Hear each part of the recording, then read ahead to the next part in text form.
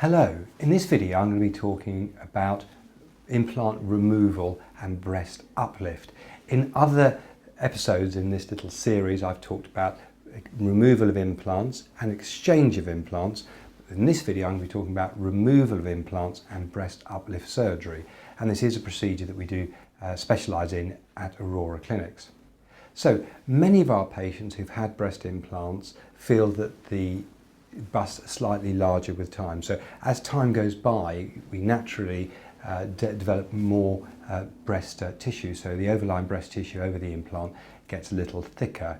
And also, unfortunately, because of gravity, everything unfortunately goes down with time. So the breasts do go down with time, no matter how well you support them, and often the nipples become slightly low. So the way we judge whether the nipples are low is we look at the position of the nipples from the side and make an assessment of whether they lie above the natural fold of the breast, at the fold, the level of the fold, or below the level of the fold.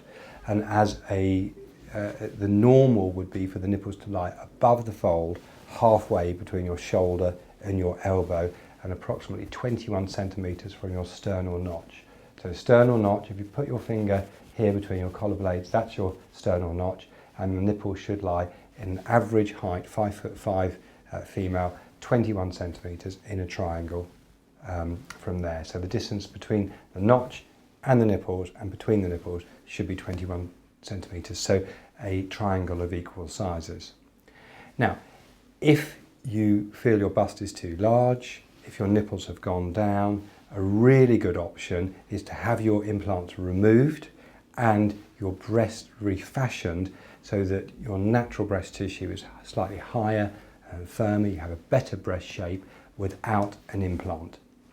The downside of this is scarring. So you have a much better shape, much more natural shape, no implants to worry about in the long term, but you will have some scarring. And I think it's probably worthwhile having a look at some of our other videos showing you the type of scarring you can have, and also looking at our before and after photographs.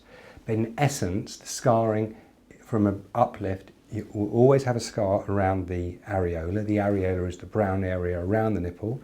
The areola can be reduced in diameter, but there will be a scar around it. In some cases, there will be a scar coming down from the areola towards the fold underneath the breast. That's known as a lollipop incision, and other cases we would advise you that an anchor or a partial anchor scar may be appropriate for you. The anchor is the round area around the nipple, scar downwards, and the scar sideways on the fold. Which type of uplift for you will be discussed with you with your surgeon. Essentially, it depends on how low your nipples are, how much we need to elevate your nipples, and how much excess skin we need to remove. So for a moderate nipple elevation with a moderate amount of skin, we may just be able to do a very small incision around the nipple, but if there's more skin excess, we'll need to extend the scar. So in summary, at Aurora Clinics, we do specialise in removal of breast implants and uplift surgery at the same time. It's a really good option if you feel that breast implants perhaps aren't for you, and you would like your own natural breast tissue remodelled to have a very soft, natural appearing bust without a breast implant. If you feel this procedure may be appropriate for you or you'd like to discuss it further, please feel free to contact us. We'd love to meet you and to discuss the options.